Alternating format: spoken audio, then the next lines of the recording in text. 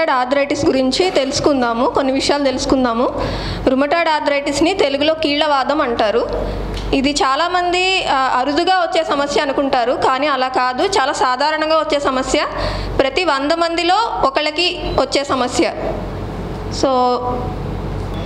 So అసలు ఈ కీళ్ళవాదం అనే సమస్య మనకి ఎందుకు వస్తుందో తెలుసుకుందాం. ఎందుకు వస్తుంది అంటే, మన శరీరంలో రోగనిరోధక శక్తి అని ఉంటుంది. రోగనిరోధక శక్తి దాని యొక్క పాత్ర ఏంటంటే, మనకి ఏమైనా ఇన్ఫెక్షన్లు, బ్యాక్టీరియాలు కానీ వైరస్లు కానీ ఏమైనా క్రిములు మన మీద దాడి చేసినప్పుడు వాటిని నుంచి మన శరీరాన్ని రక్షించడం రోగనిరోధక శక్తి యొక్క పని. ఒక్కొక్కసారి రోగనిరోధక శక్తిలో కొన్ని కణాలు ఉంటాయి. ముఖ్యంగా మన రక్తంలో ఉండే కొన్ని కణాలే రోగనిరోధక శక్తి. మనకి ఏమైనా ఇన్ఫెక్షన్లు అట్లా వచ్చినప్పుడు ఈ కణాలు వాటి మీద దాడి చేసి మనల్ని కాపాడాలి. ఒక్కొక్కసారి ఏమవుతుందంటే, ఈ రోగనిరోధక శక్తి తిరగబడి మనకే హాని చేయడం స్టార్ట్ చేస్తుంది, మన మీదే దాడి చేయడం స్టార్ట్ చేస్తుంది. అలా దాడి చేసినప్పుడు వచ్చే జబ్బులే ఈ వాతం జబ్బులు. కీళ్ళవాదం కూడా అలాంటి ఒక జబ్బు. మనలో ఉన్న రోగనిరోధక శక్తి మన మీదే తిరగబడి దాడి చేయడం వల్ల వచ్చే సమస్య. ఇంగ్లీష్లో దాన్ని ఆటో ఇమ్యూనిటీ అంటారు. ఎందుకు ఇలా జరుగుతుంది అంటే, మనల్ని కాపాడాల్సిన, మనకి రక్షణగా ఉండాల్సిన రోగనిరోధక శక్తి మన మీద ఎందుకు తిరగబడుతుంది అనే అనుమానం రావచ్చు. దానికి చాలా కారణాలు ఉంటాయి. ఒక్క కారణం అని మనం ప్రత్యేకించి చెప్పడం కష్టం. కొన్ని వంశపారంపర్యంగా మనకి జెనెటిక్ ఏవైతే మన పూర్వీకుల నుంచి జీన్స్ వస్తాయో వాటిలో ఉన్న కొన్ని లోపాల వల్ల, తర్వాత ఈ పొల్యూషన్, కాలుష్యం ఎక్కువైపోయింది. కాలుష్యం వల్ల, సిగరెట్లు తాగడం వల్ల, చిన్న వయసు నుంచి వచ్చే వేరే ఇన్ఫెక్షన్లు, జబ్బులు, ఇవన్నీ కూడా రోగనిరోధక శక్తి మీద ప్రభావం చూపిస్తాయి. వీటన్నిటి వల్ల రోగనిరోధక శక్తి కొన్నిసార్లు మారి మన మీద దాడి చేస్తుంది. ఇవి కాకుండా ఇప్పుడు కొత్తగా స్ట్రెస్ ఎక్కువైపోయింది అందరికీ. అంటే పని వల్ల కానీ ఒత్తిడి ఎక్కువైపోయింది. ఈ ఒత్తిడి, ఎక్కువ కదలకుండా ఒక దగ్గరే ఉండడం, ఊబకాయం, తర్వాత సరిగ్గా నిద్రపోకపోవడం, ఆలస్యంగా నిద్రపోవడం, ఆలస్యంగా లెగవటం, ఇవన్నీ కూడా మన ఒంట్లో హార్మోన్స్ మీద, వీటన్నిటి మీద ప్రభావం ఉంటుంది. హార్మోన్స్ మళ్ళీ రోగనిరోధక శక్తి మీద ప్రభావం ఉంటుంది. ఇవన్నీ కూడా కారణాలే. ఇందులో ఒక్క జబ్బని కాదు, చాలా రకాల జబ్బులు రావచ్చు. కానీ ఎక్కువగా సాధారణంగా వచ్చేది కీళ్ళవాదం, రుమటాయిడ్ ఆర్థరైటిస్ అంటారు. అది కాకుండా మిగతా వేరే అవయవాలు కూడా హాని జరగచ్చు. ఇవి ఇంగ్లీష్లో ఉంటాయి పేర్లు, మనకి కొత్తగా వినిపిస్తాయి ఎందుకంటే మనకి తెలుగులో ఒకటి పేర్లు కూడా లేవు. ఈ జబ్బులన్నీ ఈ మధ్య కాలంలో ఎక్కువ ప్రాచుర్యంలోకి వచ్చాయి. అంతకుముందు ఏంటో కూడా ఎవరికి తెలిసేది కాదు. ఇప్పుడు కొత్తగా వీటిని కనుక్కుంటున్నారు, కొత్తగా ట్రీట్మెంట్స్ వస్తున్నాయి. ఈ ఆటో ఇమ్యూన్ జబ్బుల్లో కొన్నిటికి కేవలం మనకి జాయింట్ అంటే కీళ్ళ నొప్పులు లానే బయటపడతాయి. కొన్నిట్లో వెన్ను నొప్పి, నడుము నొప్పి కూడా వస్తుంది. ఇంకా కొన్ని జబ్బుల్లో వచ్చేసి వేరే అవయవాలు అంటే కిడ్నీలు, లివరు, గుండె, ఊపిరితిత్తులు, అలాంటి అవయవాలు కూడా ఎఫెక్ట్ అవుతాయి. కొన్ని ప్రాణాంతకమైన జబ్బులు కూడా ఉంటాయి వీటిల్లో. ఇందులో ప్రత్యేకించి మనం రుమటాయిడ్ ఆర్థరైటిస్ అంటే కీళ్ళవాతం గురించి తెలుసుకోవాలంటే, ఎక్కువగా ఇది ఆడవాళ్ళలో వస్తుంది. అంటే 3 ఆడవాళ్ళకు వస్తే ఒక మగవాళ్ళలో ఒకళ్ళకి వస్తుంది. ఆడవాళ్ళలో సాధారణంగా ఎక్కువగా వస్తుంది. ఏ వయసులోనే రావచ్చు. చిన్నపిల్లలకి రావచ్చు, మధ్య వయసు వాళ్ళలో రావచ్చు, బాగా ముసలి వాళ్ళలో కూడా రావచ్చు. రుమటాయిడ్ ఆర్థరైటిస్ కీళ్ళవాదం అనేది ఏ వయసులోనే రావచ్చు. ఇది ముసలి వాళ్ళకే వస్తుంది, చిన్న వయసులో రాకూడదు కీళ్ళవాదం అట్లానే ఏం లేదు. చిన్న వయసులో వాళ్ళకంటే 7 ఏళ్ళు, 8 ఏళ్ళు, 10 ఏళ్ల వయసు వాళ్ళకు కూడా రావచ్చు. అసలు మనకి ఎలా బయటపడతాయి అంటే, ఈ ఒక వ్యక్తికి కీళ్ళవాదం ఉందని మనకి ఎలా తెలుస్తుంది? మొట్టమొదటగా వచ్చే సిమ్టమ్ అంటే లక్షణం ఏంటంటే, ఎర్లీ మార్నింగ్ స్టిఫ్నెస్. అంటే ఉదయం లేచిన వెంటనే, తెల్లవారుజామున లేచిన వెంటనే చేతి వేళ్ళు కానీ వేరే ఏవైనా కీళ్ళు కానీ పట్టేసినట్టు టైట్గా అవుతాయి. మనకి ఉదయం లేచిన వెంటనే గబుక్కున మంచం దిగి వెంటనే మనం ఫ్రీగా నడవలేం. లేచిన వెంటనే కొంచెం ఒక అరగంట, 30 గంట కొంచెం నొప్పిగా, కొంచెం బాధగా, టైట్గా జాయింట్స్ అన్నీ పట్టేసినట్లు ఉంటాయి. స్లోగా కొంచెం ఒక గంటన్నరకి కొంచెం మళ్ళీ మామూలు అవుతారు. ఉదయాన్నే ఇట్లాంటి నొప్పులు వస్తాయి. ఈ ఉదయం పూట నొప్పులు కనీసం ఒక అరగంట కన్నా ఎక్కువసేపు ఉండాలి. అరగంట కన్నా ఎక్కువసేపు ఉంటే అది కీళ్ళవాదం అవడానికి అవకాశాలు చాలా ఎక్కువ. ఇంకొక ప్రధానమైన లక్షణం ఏంటంటే వాపు, జాయింట్స్ వాపులు వస్తాయి. సో మనం ఫస్ట్ బొమ్మలో చూస్తే మణికట్టు అంతా వాచిపోయింది. తర్వాత వేళ్ళలో ఉండే చిన్న చిన్న ఈ జాయింట్స్, వేళ్ళు మధ్యలో, వేళ్ళు మొదట్లో వాపులు వస్తాయి. వాపులు వచ్చి తీవ్రమైన నొప్పి ఉంటుంది. ఈ వాపులు నొప్పులు కూడా తెల్లవారుజామున ఉదయం నిద్ర లేచిన వెంటనే ఎక్కువగా కనిపిస్తాయి. తర్వాత ఒక గంట 2 గంటలకి కొంచెం తగ్గినట్లు అనిపిస్తాయి. ఇందులో చూస్తే మనకి వేరు మొదట్లో వాపు కనిపిస్తుంది. సో ఇలాంటి వాపులు వచ్చినా, లేదంటే కొన్నిసార్లు మోకాళ్ళు కూడా వాపులు వస్తాయి. సో ఈ బొమ్మలో మనకి కుడివైపున కాలు బాగా వాచినట్టు తెలుస్తుంది. తర్వాత కొన్నిసార్లు పాదం దగ్గర గిలకలు కూడా వాపులు రావచ్చు. సో ఇలాగా వాపు రావడం, వాపుతో కూడిన నొప్పి రావడం, తెల్లవారుజామున పట్టేసినట్టు ఉండడం, ఇవన్నీ కీళ్ళవాదంలో మొదట్లో వచ్చే లక్షణాలు. అంటే మొదటి సంవత్సరం 2 సంవత్సరాల్లో ప్రధానంగా ఈ లక్షణాలు ఉంటాయి. తర్వాత ఇలాగ వచ్చిన లక్షణాలని మనం నిర్లక్ష్యం చేసి పట్టించుకోకుండా, వైద్యం తీసుకోకుండా, నొప్పి బిళ్ళలు అట్లా నొప్పి ఎక్కువైనప్పుడు నొప్పి బిళ్ళలు వాడుకొని తగ్గినప్పుడు వదిలేసి అట్లా నిర్లక్ష్యం చేస్తే పోగా ఒక 2-3 ఏళ్ల తర్వాత ఏమవుతుందంటే ఇట్లాగా కాలు వంకర తిరగడం, తర్వాత మళ్ళీ అది స్ట్రైట్ అవ్వదు. మనం ప్రయత్నించినా కూడా అది మళ్ళీ ఇదివరకు ఉన్నలాగా అవ్వదు. అట్లా వంకర తిరిగి అలా ఉండిపోతుంది. చేతి వేళ్ళు వంకర్లు తిరిగిపోవడం, తర్వాత మళ్ళీ అవి మనం ప్రయత్నించినా కూడా మళ్ళీ ఇదివరకులాగా తిన్నగా అవ్వవు. అట్లా వంకర తిరిగి అలానే ఉండిపోతాయి. ఇట్లా గిలకలు కూడా ఇట్లా వంకర తిరగడం, ఇవన్నీ కూడా పోగా అంటే ఒక 2-3 ఏళ్ళు మనం అశ్రద్ధ చేసి వైద్యం తీసుకోకుండా ఉంటే ఇలా అవుతుంది లాస్ట్కి. ఇంకొక ప్రధానంగా వచ్చే డౌట్ ఏంటంటే కీళ్ళవాదానికి మోకాళ్ళు అరుగుదలకి ఏంటి వ్యత్యాసం? చాలామంది వయసు మీరిన వాళ్ళకి, అంటే 50-60 తర్వాత మోకాళ్ళ నొప్పులు వస్తాయి. సో అది కూడా కీళ్ళవాదమేనా, లేదంటే దానికి ఎలాంటి వైద్యం తీసుకోవాలి సో అనే అనుమానం కూడా చాలామందికి వస్తుంది. అది కీళ్ళవాదమేనా, లేదంటే అదేదైనా వేరేదా అని. దాన్ని యాక్చువల్గా ఇంగ్లీష్లో ఆస్టియోఆర్థరైటిస్ అంటారు. ఇంకా చెప్పాలంటే అరుగుదల. అది మామూలుగా ఈ కీళ్ళవాదానికి దీనికి వ్యత్యాసం ఏంటంటే కీళ్ళవాదం ఎక్కువగా కొంచెం వయసు తక్కువ వాళ్ళలో వస్తూ ఉంటుంది. అంటే 30 నుంచి 50 మధ్యలో వయసు వాళ్ళకి, ఆడవాళ్ళకి ఎక్కువగా వస్తూ ఉంటుంది. ఈ అరుగుదల వచ్చేసి ఎక్కువగా వయసు మీరిన వాళ్ళకి, అంటే 60 పైబడ్డ వాళ్ళకి ఎక్కువగా వస్తూ ఉంటుంది. ఇంకోటి కీళ్ళవాదం అనేది మనకి చేతుల్లో ఇందాక చెప్పినట్టు చేతి వేళ్లలో, మణికట్టులో ఎక్కువగా వస్తుంది. 2 వైపులా వస్తుంది, ఒకవైపు రాదు, 2 వైపులా వస్తుంది. అదే ఈ అరుగుదల వచ్చేసి ఎక్కువగా మోకాళ్ళు, కొంతమందికి తుంటిలో, మోకాళ్ళు, పాదాలు, గిలకల్లో ఎక్కువగా వస్తుంది, చేతి వేళ్లలో రాదు. ఇంకోటి ఈ అరుగుదల అనేది 2 పక్కల సమానంగా రావాలని లేదు. ఒక పక్క ఎక్కువగా రావచ్చు, కొన్నాళ్ళు పోయినాక ఇంకో పక్క అట్లా వస్తుంది. తర్వాత ఈ కీళ్ళవాదంలో మనకి ఇందాక చూపించినట్టు వాపు అనేది బాగా పెద్దదిగా మెత్తగా ఉంటుంది వాపు. కానీ అరుగుదలలో వాపు అనేది గట్టిగా ఉంటుంది, మనకి భూమికలాగా తగులుతుంది వాపు, మెత్తగా తెలియదు. ఈ కీళ్ళవాదంలో ఉదయం పూట నొప్పి కానీ పట్టేసినట్టు ఉంటాం, కానీ అరగంట కంటే ఎక్కువసేపు, అంటే గంట సేపు, అట్లీస్ట్ మినిమం గంట సేపు తర్వాతే ఫ్రీ అవుతారు. అదే ఈ అరుగుదలలో ఏంటంటే 5-10 నిమిషాలకే ఫ్రీ అయిపోతుంది. మనం కూర్చొని లేచినమ్మటే నొప్పి ఉంటాయి మోకాళ్ళు, ఒక 5-10 నిమిషాలకు మళ్ళీ ఫ్రీ అయ్యి నార్మల్గా నడవగలుగుతారు. అదే కీళ్ళవాదానికి వస్తే అరగంట అంతకన్నా ఎక్కువసేపు టైం పడుతుంది. సో ఈ కీళ్ళవాదం వచ్చిన వాళ్ళు నిర్లక్ష్యం చేసి ట్రీట్మెంట్ తీసుకోకుండా సంవత్సరాల తరబడి అలా వదిలేస్తే కేవలం కీళ్ళే కాకుండా వేరే అవయవాలు కూడా ఎఫెక్ట్ అవుతాయి. అవేంటంటే ఒకటి ఊపిరితిత్తుల్లో కూడా ఇబ్బందులు వచ్చి దానివల్ల ప్రాణాపాయ స్థితి కూడా వచ్చే ప్రమాదం ఉంటుంది నిర్లక్ష్యం చేస్తే. సో ఊపిరితిత్తులలో ప్రాబ్లం వస్తే దాన్ని ఇంటర్స్టిషియల్ లంగ్ డిసీజ్ అంటారు, ILD అంటారు. సో దీనికి మళ్ళీ ప్రత్యేకించి ట్రీట్మెంట్స్ ఉంటాయి. ఇలాంటి ఇబ్బంది వచ్చిన వాళ్ళకి మళ్ళీ ట్రీట్మెంట్స్ ఉంటాయి, మళ్ళీ ఆ ప్రత్యేకమైన వైద్యం చేయించుకోవాలి. ఇంకొకటి గుండె కూడా ఎఫెక్ట్ అవ్వచ్చు, గుండె చుట్టూతా నీరు చేరడం, ఊపిరితిత్తుల చుట్టూతా నీరు చేరడం. ఇంకొకటి ఇట్లాగా గ్యాంగ్రీన్, కాలివేళ్ళు, చేతివేళ్ళు ఇట్లా నల్లగా మారడం, తర్వాత ఒంటి కింద చర్మం కింద గడ్డల్లాగా రావడం, కళ్ళు ఎర్రబడి చూపు కూడా పోయే ప్రమాదం ఉంటుంది. ఇవన్నీ ఎవరికి తెలియదు. మామూలుగా కీళ్ళవాదం అంటే జాయింట్సే ఎఫెక్ట్ అవుతాయి, కీళ్ళే ప్రాబ్లం అవుతాయి అనుకుంటారు. కానీ వేరే అవయవాలన్నీ కూడా ఇదవ్వచ్చు కీళ్ళవాదంలో, మనం సరిగ్గా వైద్యం తీసుకోకుండా నిర్లక్ష్యం చేస్తే.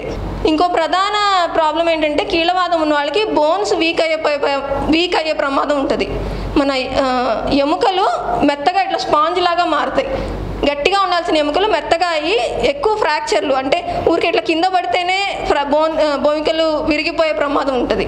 ఇంకోటి వెన్నుపూసలో ఫ్రాక్చర్లు అయ్యి నడుము నొప్పి, విపరీతమైన నడుము నొప్పి, వెన్నుపూసలో ఫ్రాక్చర్లు అవడానికి, పక్షవాతం కూడా రావడానికి అవకాశం ఉంటుంది. ఇంకొకటి మెడలో ఉన్న వెన్నుపూస కూడా దెబ్బతింటానికి అవకాశం ఉంటుంది నిర్లక్ష్యం చేస్తే. ఇంకోటి కీళ్ళవాదం ఉన్న వాళ్ళు సక్రమంగా వైద్యం చేయించుకోకపోతే ఒక 10 ఏళ్ల తర్వాత ఎక్కువ హార్ట్ అటాక్లు ఎక్కువగా వచ్చే అవకాశం కూడా ఉంటుంది. జనరల్గా షుగర్ పేషెంట్లకి హార్ట్ అటాక్లు ఎక్కువగా వస్తాయి. కీళ్ళవాదంలో కూడా షుగర్ ఉంటే ఎంత హార్ట్ అటాక్ రిస్క్ ఉంటుందో కీళ్ళవాదంలో కూడా అంత హార్ట్ అటాక్ రిస్క్ ఉంటుంది. సో ఇది తెలియక చాలామంది కీళ్ళవాదాన్ని నిర్లక్ష్యం చేస్తూ ఉంటారు. అసలు ఈ కీళ్ళవాదం అనేది ఎలాగా, ఒక డాక్టర్ దగ్గరికి వెళ్తే ఎలాగ దీన్ని నిర్ధారణ చేస్తారు వ్యాధి. సో ఈ లక్షణాలన్నీ ఉంటాయి. కానీ మనం వ్యాధి ఖచ్చితంగా రుమటాయిడ్ ఆర్థరైటిస్ అని నిర్ధారించాలంటే మెయిన్గా రక్త పరీక్షలు చేయాలి. సో రక్త పరీక్షల్లో ఈ సిఆర్పి, ఆర్ఏ ఫ్యాక్టర్ అనేవి కామన్గా మనకు అందరి దగ్గర చేస్తూ ఉంటారు. ఇవి కాకుండా యాంటీ-సిసిపి అనే టెస్ట్ కూడా ఒక రక్త పరీక్ష కీళ్ళవాతం నిర్ధారణ చేయడానికి. ఇంకా ఈ జాయింట్ పెయిన్స్ అనేవి కేవలం రుమటాయిడ్ ఆర్థరైటిస్ అంటే కీళ్ళవాదంలోనే కాకుండా వేరే రకాల జబ్బుల్లో కూడా వస్తాయి. సో వేరే రకాల జబ్బులు చాలా ఉంటాయని చెప్పాను కదా, అవి ఏమన్నా ఉన్నాయేమో తెలియాలంటే ANA అనే టెస్ట్ చేస్తారు. ఇది కాకుండా జాయింట్స్ స్కానింగ్ ద్వారా, ఎక్స్రేల ద్వారా కూడా ఈ వ్యాధిని నిర్ధారించవచ్చు. తర్వాత దీనికి ట్రీట్మెంట్ అంటే వైద్యం ఎట్లా చేయాలి. సో ఈ ఒక మనిషికి ఈ కంప్లైంట్స్ వచ్చాయి అంటే ఈ జాయింట్ పెయిన్స్, ఉదయం లేవగానే జాయింట్స్ పట్టుకుపోవడము, వాపులు ఇవన్నీ వచ్చాయి. రక్త పరీక్షలు చేస్తే కీళ్ళవాదం టెస్టులు పాజిటివ్ వచ్చాయి. సో వాళ్ళు నెక్స్ట్ వాళ్ళకి వైద్యం ఎట్లా. సో ఒకటి మందులు.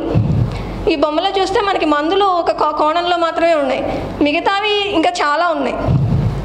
చూస్తే వాళ్ళకి సైకలాజికల్గా సపోర్ట్ ఇవ్వడం. ఇదేంటంటే దీర్ఘకాలిక జబ్బు, ఒకసారి కీళ్ళవాదం వస్తే ఇంకా తగ్గదు అని చాలామంది అనుకుంటూ ఉంటారు. సో అది ఒక రకంగా నిజమే. తగ్గదు అంటే దాని ఉద్దేశం దానికి మందు లేదు, వైద్యం లేదని కాదు. మందులతో కంట్రోల్ అవుతుంది, కాకపోతే మందులు ఎక్కువ కాలం వాడుకోవాల్సి వస్తుంది. కొన్ని రోజులు మందులు వాడేసి ఆపేసే జబ్బు కాదు. సో ఇది నేను చెప్పినట్టు కొంత చిన్న వయసు వాళ్ళు వచ్చినప్పుడు మీరు ఎక్కువ కాలం మందులు వాడాలనగానే వాళ్ళు కొంచెం డిప్రెషన్లోకి అట్లా వెళ్తారు. అలా వెళ్ళిన వాళ్ళకి ఏంటంటే మనం ధైర్యాన్ని ఇవ్వాలి. మందులు వాడుకుంటే మీరు మళ్ళీ మామూలుగా అన్నీ చేసుకోగలుగుతారు అని సైకలాజికల్ సపోర్ట్ ఇవ్వాలి. నెక్స్ట్ ఆహారం కూడా హెల్దీ ఆహారం చాలా ఈ వ్యాధిని కంట్రోల్ చేయడంలో చాలా ఉపయోగపడుతుంది. హెల్దీగా ఆహారం తీసుకోవడం, రెగ్యులర్గా ఎక్సర్సైజ్ చేయడం, ధ్యానం, తర్వాత ఈ ఆల్కహాల్, స్మోకింగ్ అన్నీ ఆపడం, హెల్దీగా మనం బరువు అతిగా పెరిగిపోకుండా బరువును కంట్రోల్ చేయడం, ఇవన్నీ కూడా ఈ జబ్బు ట్రీట్మెంట్లో భాగమే. సో మందుల విషయానికి వస్తే ఈ జబ్బులో మెయిన్గా వాడే డ్రగ్స్ స్టిరాయిడ్స్ అంటారు. స్టిరాయిడ్స్ అనగానే చాలామందికి ఒక భయం ఉంటుంది. స్టిరాయిడ్ మాత్రలు ఎక్కువ వాడితే సైడ్ ఎఫెక్ట్స్ చాలా వస్తాయి అంటారు. సో ఒక రకంగా చెప్పాలంటే స్టిరాయిడ్స్ వల్ల సైడ్ ఎఫెక్ట్స్ వస్తాయి, అది నిజమే. కానీ ఎప్పుడు వస్తాయంటే ఎక్కువ డోసు, హై డోసు ఎక్కువ రోజులు, అంటే 6 నెలలు అంతకన్నా ఎక్కువ రోజులు వాడితే సైడ్ ఎఫెక్ట్స్ వస్తాయి. ఒక నెల రోజులు, 2 నెలలు, 3 నెలల్లో ఏం సైడ్ ఎఫెక్ట్స్ రావు స్టిరాయిడ్స్ వల్ల. తెలియక కొంతమంది ఏంటంటే తెలియకుండా, అంటే వాళ్ళు స్టిరాయిడ్ వేసుకుంటున్నామనే తెలియకుండా నొప్పి బిళ్ళలు అనుకొని అట్లా సంవత్సరాల తరబడి 2 ఏళ్ళు 3 ఏళ్ళు అట్లా వాడేస్తూ ఉంటారు. అలా వాడితే ఈ సైడ్ ఎఫెక్ట్స్ అన్నీ వస్తాయి. అంతేగాని డాక్టర్ ఇచ్చిన ప్రిస్క్రిప్షన్, డాక్టర్ చెప్పినన్ని రోజులు వాడితే ఈ సైడ్ ఎఫెక్ట్స్ ఏమీ రావు. సో మనకి మెయిన్గా ఈ జబ్బుని కంట్రోల్ చేయడానికి స్టిరాయిడ్స్ అనేవి బాగా ఉపయోగపడతాయి. అంటే బాగా నొప్పి ఎక్కువగా ఉన్నప్పుడు స్టార్టింగ్లో మొదట్లో స్టిరాయిడ్స్లోనే మనకి బాగా నొప్పి తగ్గుతుంది. మళ్ళీ పేషెంట్, నడవలేని పేషెంట్ కూడా, వీల్ చైర్లో ఉన్న వాళ్ళు కూడా మళ్ళీ లేచి నడవగలిగేలా చేసేది స్టిరాయిడ్సే. కానీ అది అట్లాగా నెలల తరబడి వాడకూడదు. డాక్టర్ చెప్పిన టైం వరకు వాడుకుంటే వీటి వల్ల ఇబ్బంది ఏమి ఉండదు. సో ఈ స్టిరాయిడ్స్ సైడ్ ఎఫెక్ట్స్ ఎక్కువ కాలం వాడకూడదు, కానీ ట్రీట్మెంట్ ఏమో ఎక్కువ కాలం తీసుకోవాలి కదా ఈ జబ్బుకి. కనీసం 2 నుంచి 3 ఏళ్ళు ట్రీట్మెంట్ తీసుకోవాలి. సో మరి అలాంటప్పుడు మనకి వేరే ఆల్టర్నేటివ్ ఉండాలి. స్టిరాయిడ్స్ వాడకూడదు కదా అంతకాలం. సో వేరే ఆల్టర్నేటివ్గా చాలా డ్రగ్స్ ఉన్నాయి, చాలా మందులు ఉన్నాయి. వాటిని ఇంగ్లీష్లో డీమార్ట్స్ అంటారు, disease modifying anti rheumatic drugs. ఇవేంటంటే స్టిరాయిడ్ మాత్రలు డోస్ తగ్గించి ఈ వేరే కీళ్ళవాతానికి సంబంధించిన వేరే మాత్రలు స్టార్ట్ చేయాల్సి వస్తుంది ఈ పేషెంట్స్లో. సో ఇదంతా కూడా మనం స్టెప్ వైజ్ వెళ్తాము. స్టిరాయిడ్ కాకుండా ఆల్టర్నేటివ్ మందుల్లో మనకి టాబ్లెట్స్ ఉంటాయి, నెక్స్ట్ ఇంజెక్షన్లు ఉంటాయి, అంటే ఈ షుగర్ ఇంజెక్షన్ లాగా చేసుకునే ఇంజెక్షన్లు, ఇలా పొట్ట మీద చేసుకునే ఇంజెక్షన్లు ఉంటాయి, తర్వాత ఈ సలైన్ లాగా ఎక్కించే ఇంజెక్షన్లు, ఇట్లా రకరకాల మందులు వైద్యాలు ఉన్నాయి కీళ్ళవాదానికి. సో కొంతమందికి ఏంటంటే ఈ ట్యాబ్లెట్లకే వాళ్ళకి బాగా నొప్పులు అన్నీ తగ్గిపోయి మళ్ళీ మామూలు అవుతారు. అలా ట్యాబ్లెట్స్లో వాళ్ళకి తగ్గలేదంటే నెక్స్ట్ వాళ్ళకి ఇంజెక్షన్లకి పెట్టడము, లేదంటే అందులో కూడా తగ్గకపోతే సలైన్ ఎక్కిచ్చే ఇంజెక్షన్లు, అట్లా స్టెప్ వైజ్గా వాళ్ళు ట్రీట్మెంట్ మార్చాల్సి వస్తుంది. ఈ రకంగా చూసుకుంటే దీనికి ట్రీట్మెంట్ లేదు, క్యూర్ లేదు, కీళ్ళవాదానికి క్యూర్ లేదు అనేది అబద్ధం. కీళ్ళవాదానికి క్యూర్ ఉంది. కాకపోతే ఒకటే ఏంటంటే మనకి బీపీ, షుగర్, ఆస్తమా ఇలాంటి జబ్బులకి ఎలా అయితే ఎక్కువ కాలం మందులు వాడుతూ ఉంటామో కీళ్ళవాదానికి కూడా ఎక్కువ కాలం మందులు వాడాలి, అంతేగాని క్యూర్ లేదు అనే ఇది కరెక్ట్ కాదు. సో రెమిషన్ అంటే ఇంగ్లీష్లో రెమిషన్ అంటే ఏంటంటే మందులు వాడుతూ అసలు ఈ నొప్పులేమీ లేకుండా సాధారణంగా ఎవరి పనులు వాళ్ళు చేసుకోగలుగుతూ ఏ ఇబ్బంది లేకుండా ఉంటే దాన్నే మనం క్యూర్ లాగా పరిగణిస్తాం. సో అలా ఉన్నాక ఒక స్టేజ్లో నెమ్మదిగా మందులు తగ్గించి ఆపేసే అవకాశం కూడా చాలామందికి ఉంటుంది. ఇంకొక సాధారణమైన డౌట్ ఏంటంటే ఆయుర్వేదం, హోమియోపతి ఇవన్నీ మంచివా? ఎందుకంటే ఇంగ్లీష్ మందులకి చాలా సైడ్ ఎఫెక్ట్స్ ఉంటాయి, ఎక్కువ కాలం వాడితే కిడ్నీలు పాడైపోతాయి, లివర్ పాడైపోతుంది అని చాలామంది అనుకుంటూ ఉంటారు. ఆయుర్వేదంలో అయితే సైడ్ ఎఫెక్ట్స్ ఉండవు, హోమియోపతిలో అయితే సైడ్ ఎఫెక్ట్స్ ఉండవు అని. కానీ ఇదేంటంటే అలోపతి అంటే ఇంగ్లీష్ మెడిసిన్లో ప్రధానంగా ఫాలో అయ్యేది ఏంటంటే ఎవిడెన్స్ బేస్డ్ మెడిసిన్. అంటే ఒక మందుని మార్కెట్లోకి రావాలి అంటే ప్రపంచవ్యాప్తంగా కొన్ని కోట్ల మనుషుల మీద దాన్ని ప్రయోగించి దాని లాభాలు ఇవి, దాని సైడ్ ఎఫెక్ట్స్ ఇవి అని దానికి ఒక FDA అని ఒక ఆర్గనైజేషన్ ఉంటుంది. ఈ మందుని వాడచ్చు, జనాల్లోకి పంపచ్చు, దానికి చాలా టెస్టులన్నీ చేసిన తర్వాత ఆ మందు మనం వాడతాం. దానికి ఏం సైడ్ ఎఫెక్ట్స్ ఉంటాయి, ఏం ప్రమాదాలు ఉండొచ్చు అన్నీ కూడా మనకు ముందే తెలిసి ఉంటుంది. సో అలా చేసేదాన్నే ఎవిడెన్స్ బేస్డ్ మెడిసిన్ అంటారు, అంటే సాక్ష్యాలతో కూడిన మెడిసిన్ అన్నట్టు. కానీ హోమియోపతి, ఆయుర్వేదంలో ఇలాంటి పెద్ద రీసెర్చ్ ఎవరు చేయరు. కేవలం వాళ్ళు చెప్తారు అంతే సైడ్ ఎఫెక్ట్స్ ఉండవని, కానీ అది ఎవరు ప్రూవ్ చేయలేదు. అలోపతిలో ప్రూవ్ చేస్తారు, ఈ మందుకి ఇది లాభం, ఇది నష్టం, ఈ డోసులో వాడాలి, ఇంతకంటే ఎక్కువ వాడితే ప్రమాదం అని అన్నిటికీ ఒక గైడ్లైన్స్ ఉంటాయి. ఓకే, తర్వాత ఇంకో ప్రధానంగా వచ్చే డౌట్ ఏంటంటే ఏది తినాలి, ఏది తినకూడదు కీళ్ళవాతం ఉన్నవాళ్ళు. సో కీళ్ళవాతం ఉన్నవాళ్ళు ప్రత్యేకించి ఇది తినకూడదు, ఇది తినాలి అనేం లేదు. కాకపోతే ప్రపంచవ్యాప్తంగా హెల్దీ డైట్ అంటే మెడిటరేనియన్ డైట్ అని చెప్తారు. అంటే ఈ పిరమిడ్లో చూస్తే మనకి ఎక్కువగా ప్రతిరోజు ఆకుకూరలు, కాయగూరలు, హోల్ గ్రెయిన్స్ అంటే ముడి ధాన్యాలు, తర్వాత ఎక్కువగా గింజలు ఇలాంటివన్నీ ప్రతిరోజు ఎక్కువగా తీసుకోవాలి. తర్వాత ఎక్కువ చేప, సీ ఫుడ్ వారానికి 2 సార్లైనా తీసుకోవాలి. తర్వాత ఈ పాల పదార్థాలు, గుడ్డు ఇవన్నీ తక్కువగా తీసుకోవాలి. తర్వాత ఈ మటన్ అలాంటివి చాలా రేర్గా, అంటే నెలకు ఒకసారి అట్లానే తీసుకోవాలి. తర్వాత ప్యాకేజ్డ్ ఫుడ్ అంటే మనకి సూపర్ మార్కెట్లో దొరికే చిప్స్ కానీ ఇలాంటి ప్యాకెట్స్లో వచ్చేవన్నీ కూడా ఎప్పుడో ఒకసారి, అంటే 2-3 నెలలకు ఒకసారి తీసుకోవాలి. కానీ మనం చేస్తుంది ఏంటంటే ఇప్పుడు ప్రతిరోజు పిల్లలందరూ కూడా ప్యాకేజ్డ్ ఫుడ్స్, బేకరీలో దొరికేవి ఇవన్నీ రోజు తీసుకుంటున్నారు. సో మెడిటరేనియన్ డైట్ అంటే చాలా కలర్ఫుల్గా ఉండాలి మన డైట్ అంతా కూడా. సో ఇందులో చూస్తే మనకి ఫ్రూట్స్ ఉన్నాయి, తర్వాత బెర్రీస్ ఉన్నాయి, తర్వాత ఫిష్ ఉంది, తర్వాత బీన్స్ ఉన్నాయి. సో ఇవన్నీ మనం డైలీ తీసుకోవాల్సినవి. సో మనం ఎవ్వరం ఇవి డైలీ తీసుకోము. సో ఇలాంటి డైట్ ఫాలో అవ్వాలి. ఇది కేవలం కీళ్ళవాదం అనే కాదు, ఓవరాల్గా ఒక మనిషి ఆరోగ్యంగా ఉండాలి అంటే మెడిటరేనియన్ డైట్ చాలా మంచి డైట్ అని ప్రపంచవ్యాప్తంగా అందరూ అంగీకరించిన డైట్ ఇది. సో ఇందులో చూసుకుంటే మనకి నాన్ వెజ్, ఎస్పెషల్లీ మటన్ అలాంటివి బాగా తక్కువ తీసుకోవాలి. సీ ఫుడ్, చికెన్ లిమిటెడ్గా తీసుకోవాలి. ఎక్కువగా డైలీ కూరగాయలు, ఆకుకూరలు, ముడి ధాన్యాలు, పల్సెస్ అంటే గింజలు ఇలాంటివి ఎక్కువ తీసుకోవాలి. సో రీసెంట్గా వచ్చిన ఒక రీసెర్చ్లో 16 వారాలు కీళ్ళవాదం ఉన్నవాళ్ళు మందులు వాడుతున్న వాళ్ళకే 16 వారాలు ఎక్కువ ప్లాంట్స్ నుంచి, అంటే నాన్ వెజ్ కాకుండా వెజిటేరియన్ డైట్ రెగ్యులర్గా ఎక్సర్సైజ్, స్ట్రెస్ని కంట్రోల్ చేసుకోవడానికి మెడిటేషన్ ఇలాంటివన్నీ చేసినప్పుడు ఏం గమనించారంటే వాళ్ళకి బాగా ఇంప్రూవ్మెంట్ వచ్చింది. సో మందులు ఒకటే కాదు, ఇవన్నీ కూడా మనకి ఈ కీళ్ళవాదం కంట్రోల్ చేయడంలో ఇంపార్టెంటే. సో మందులు కేవలం 50% మనకి ఈ వ్యాధిని కంట్రోల్ చేయడంలో 50% పనిచేస్తాయి. మిగతా 50% మిగతా అన్ని జీవనశైలిలో మార్పులే చాలా ముఖ్యం. సో ఈ రెండిట్లో ఏది సరిగా చేయకపోయినా మనకి ఫైనల్ రిజల్ట్ బాగోదు. అంటే మందులు వాడుతూ ఇవన్నీ ఫాలో అవ్వకపోయినా, అంటే మందులు వేసుకోకుండా ఇవన్నీ ఫాలో అయినా సరిపోదు. రెండు సక్రమంగా చేస్తేనే 100% రిజల్ట్ ఉంటుంది. థ్యాంక్స్. డాక్టర్ మమత గారు అందరికి అర్థమయ్యేదిలో చక్కగా స్లైడ్స్ ప్రెజెంటేషన్స్ ఎక్సలెంట్గా ఇచ్చారు. చాలా బ్రీఫ్గా ఎక్సలెంట్ ప్రెజెంటేషన్, ఇది చాలా బాగుంది.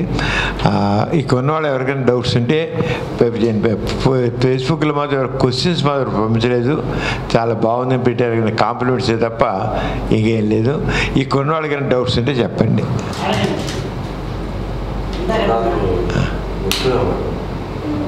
ఎన్ని రోజుల నుంచి ఉన్నాయండి నొప్పులు? ఓకే, అంటే 3 ఏళ్ళ నుంచి ఉన్నాయా?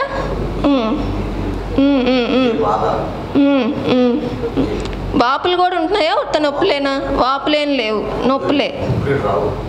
గుప్పిట పట్టాలంటే ఇబ్బందిగా ఉంది. ఉదయం లేచినాక ఎక్కువగా ఉంటాయా తెల్లవారుజామున? మరి ఏమైనా చేయించుకున్నారా రక్త పరీక్షలు దీనికి సంబంధించి? ఉందని చెప్పారా? మందులు వాడుతున్నారా మరి? వాడట్లేదా?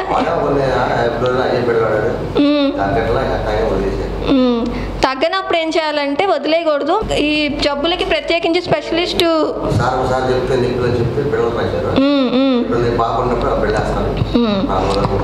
సో అలా బాగానే ఉంది. ఓకే, అదేలేండి. సో చెప్పాను కదా, ఇందులో స్టెప్ వైజ్ వెళ్తాము. ఫస్ట్ పెట్టిన మందులకు తగ్గకపోతే మందులు మార్చి వేరే మందులు వాడాల్సి ఉంటుంది. సో మీరు ఒకసారి మందులు అవి చూపించండి, నాకు చూసి చెప్తాను ఏం వాడుతున్నారో చూపించండి. ఇంకెవరికైనా సార్ డౌట్స్ ఉన్నాయా? ఇప్పుడు కీళ్ళవాతం విషయంలో ఇవన్నీ ఉన్నాయి, కానీ దానికి సర్జరీస్ కూడా ఉన్నాయండి. అది సాధారణంగా అందరూ అడుగుతుంటారు. రుమటాయిడ్ ఆర్థరైటిస్కి మరి క్లా హ్యాండ్స్ లాగా వచ్చేస్తున్నాయి కదా, సర్జరీస్ బాగా నొప్పులు ఉంటాయి కదా, సర్జికల్గా ఏముందా? స్టార్టింగ్లో పెయిన్స్, స్వెల్లింగ్స్ అని వాపులు ఎక్కువ ఉన్నప్పుడు సర్జరీ వల్ల పెద్ద యూజ్ ఉండదు సార్. లాస్ట్ స్టేజ్ అంటే బాగా డిఫార్మిటీస్ ఇట్లా వంకర్లు తిరిగిపోయినాక, లేదంటే ఎక్కువ సర్జరీలు జనరల్గా మనకి మోకాళ్ళకి చేస్తూ ఉంటారు. నీ రీప్లేస్మెంట్ ఎక్కువ జరుగుతూ ఉంటుంది, హిప్ రీప్లేస్మెంట్ చేస్తూ ఉంటారు ఎక్కువ. అదే ఈ సర్వైకల్ స్పైన్ ఇన్వాల్వ్ అయితే అక్కడ ఫిక్సేషన్ చేస్తారు ఎక్కువ. ఈ 3 మేజర్గా చేసే సర్జరీస్. చేతి వేళ్ళకి కూడా అంటే కొన్ని టెక్నిక్స్ ఉంటాయి, కానీ అవంత ప్రాచుర్యంలోకి రాలేదు, అవంత సక్సెస్ఫుల్ కాదు సర్జరీస్. హ్యాండ్ డిఫార్మిటీస్కి కూడా సర్జరీస్ అవైలబుల్గా ఉన్నాయి. అలాంటి సర్జరీసే ఈ లిగమెంట్స్, టెండాన్స్ రిలీజ్ చేయడం అలాంటి సర్జరీస్ అవైలబుల్గా ఉన్నాయి. ఇన్వెస్టిగేషన్స్ ఎటువంటి ప్రత్యేకంగా ఉన్నాయా? ఎంఆర్ఐలు కానీ బ్లడ్ టెస్ట్లు కానీ ఇటువంటి ఏమన్నా చెప్పండి. బ్లడ్ టెస్ట్ కామన్గా చేసే 2 టెస్టులు సార్. ఒకటి ఆర్ఏ ఫ్యాక్టర్ అని చెప్పి కీళ్ళవాదం అనగానే అందరికీ చేస్తారు, అది అందరికీ తెలిసిన టెస్ట్. అది కాకుండా ఇప్పుడు కొత్తగా యాంటీ సిసిపి అనే టెస్ట్ కూడా కీళ్ళవాదం కోసం చేస్తున్నాం. ఆర్ఏ ఫ్యాక్టర్ ఎవరికైనా నెగిటివ్ వచ్చి కానీ మనకి వాళ్ళకి స్ట్రాంగ్గా కీళ్ళవాదమే అని అనుమానం అనుకుంటే వాళ్ళకి నెక్స్ట్ చేయాల్సిన test anti CCP test. So ఒకవేళ ఆర్ఏ ఫ్యాక్టర్ నెగిటివ్ వచ్చినా యాంటీ సిసిపి పాజిటివ్ వస్తే దాన్ని మనం కీళ్ళవాదం కిందే కన్సిడర్ చేసి ట్రీట్మెంట్ చేయాల్సి వస్తుంది. అది కాకుండా ఏఎన్ఏ అనే టెస్ట్, అది కూడా చాలా సాధారణంగా చేస్తున్నారు ఇప్పుడు. అది రుమటాయిడ్ ఆర్థరైటిస్ కాకుండా వేరే ఆటోఇమ్యూన్ డిసీజెస్ ఏమైనా ఉంటే బయటపడతాయి ఏఎన్ఏ టెస్ట్లో. మీ తరఫున అడిగాను ప్రశ్న గారు ఉంటే చెప్పండి. మీరు జనరల్గా పేషెంట్స్ అందరూ అడిగే ప్రశ్న గారు అడిగాను వారిని. మారు గారు ప్రభుత్వం సంప్రదించి చేస్తారు. డాక్టర్ మమత గారు చాలా చక్కటి స్లైడ్స్ వేశారు. చాలా వివరంగా కామన్ మ్యాన్కి అర్థమయ్యేటట్టుగా చెప్పారు. మీరు చాలా బాగా చెప్పారండి, చాలా థ్యాంక్స్. ఇది ఎందుకంటే కామన్గా ఉండే డిసీజ్, దీని గురించి అందరూ తెలుసుకోవాల్సిందే. మనం ఏం చేయాలో ఏంటో తెలుసుకుంటే అటువంటి డాక్టర్స్ దగ్గరికి వెళ్ళి ట్రీట్మెంట్ చేయించుకోవచ్చు. సో డాక్టర్ గారికి థ్యాంక్స్ తెలియజేస్తున్నాను ప్రత్యేకంగా వచ్చినందుకు. వచ్చే వారం అంటే 8వ తారీఖున డాక్టర్ హేమ ప్రసన్న గారు ఆవిడ గైనకాలజిస్టు, ఆవిడ రికరెంట్ అబార్షన్స్, కొంతమందికి ప్రెగ్నెన్సీ వస్తుంది మళ్ళీ అబార్షన్ అయిపోతూ ఉంటుంది, అంచేత దాని గురించి మాట్లాడతారు. మనం వచ్చే వారం కలుద్దాం. Thank you very much.